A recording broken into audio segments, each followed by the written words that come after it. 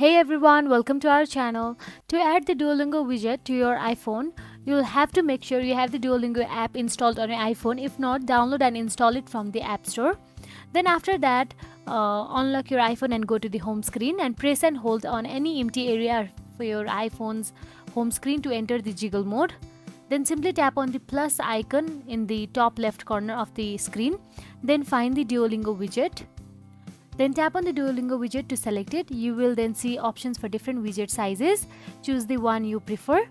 Then after selecting the widget size, tap on the Add Widget and your Duolingo widget will be shown in the home screen. So that's it. After arranging the widget, tap anywhere outside the widget area to exit jiggle mode and return to the normal home screen view. So that's it. You should now see the Duolingo widget on your iPhone's home screen displaying relevant language learning information from the Duolingo app. If you found this video helpful, please like, share and subscribe our channel, and thank you so much for watching.